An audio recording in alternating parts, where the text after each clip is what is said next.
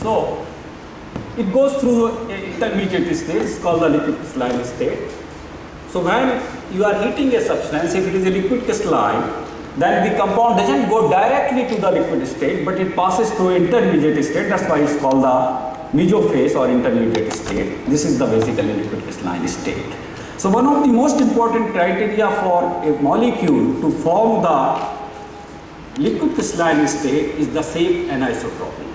It must have some shape anisotropy, only then the selective melting takes place. So this shape anisotropy could be a rod-like molecules like this. So where the length of the molecule is much higher than the width of the molecule, or it can be a disc like your coin, or it can be a bent rod, etc. And further they form different type of mesophases. Okay, so as of now, roughly about 100,000 different type of liquid crystalline molecules are known. Primary, mostly these are the rod-like molecules because they are used in the displays, but of course there are small numbers of disc-like molecules, and recently discovered bent-like or banana type of liquid crystals are also known. I am taking you to the discovery because it's very important to know how something discovered. Okay, so liquid crystal field is basically dominated by chemists, physicists, engineers, all these people. But the credit of the discovery of liquid crystal goes to a botanist, Australian botanist. He was really trying to understand the property of cholesterol derivatives which we isolated from plant. So this is a cholesterol benzoate.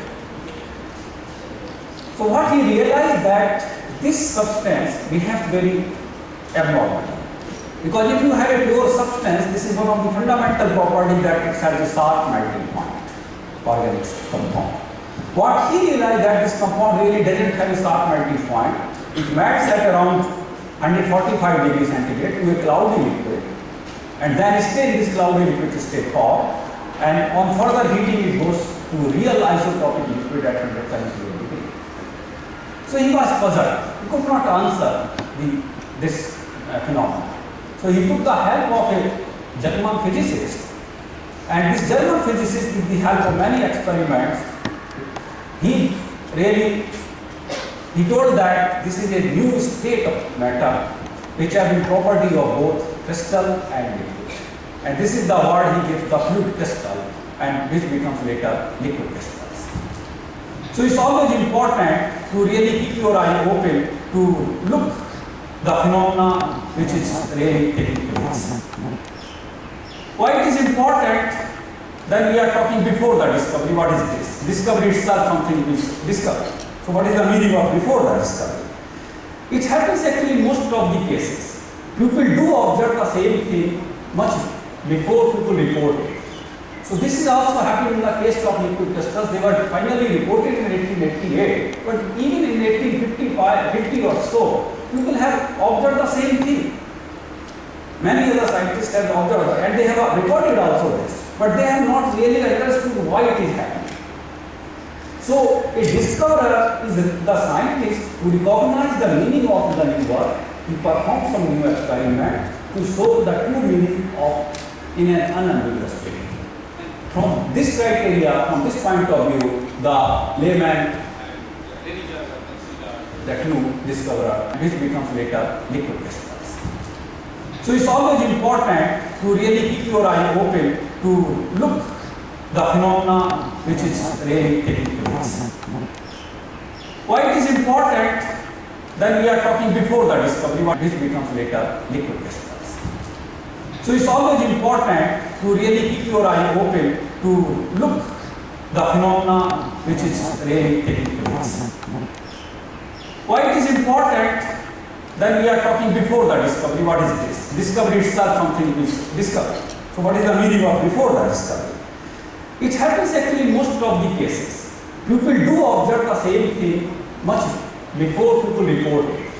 So this is also happening in the case of liquid crystals. They were finally reported in 1888, but even in 1850 or so, people have observed the same thing.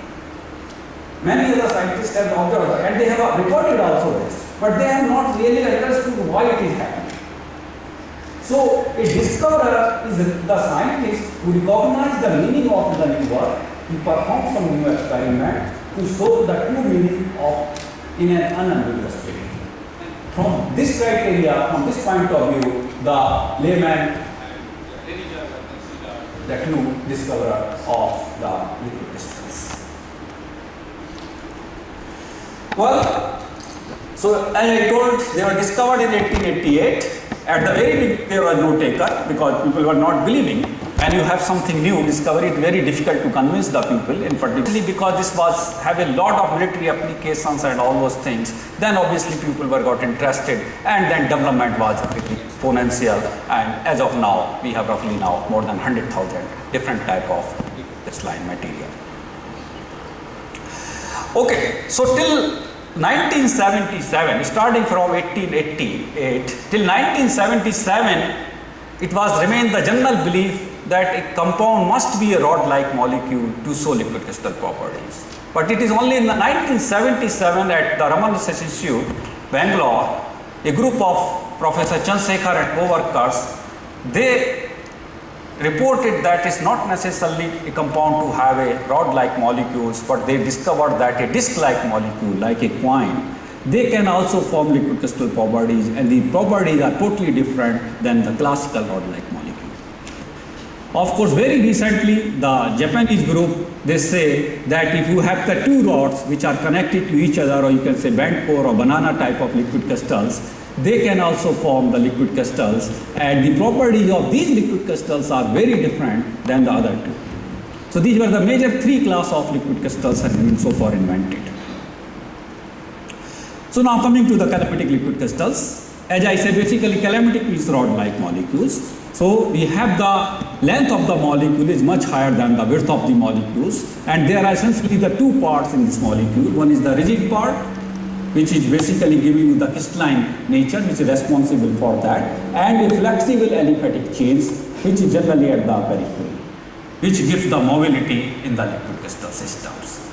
So generally the rigid part comes from the molecules like benzene, biphenyl, etc., and the flexible part is almost always aliphatic chains like N-butyl and hexyl and so on.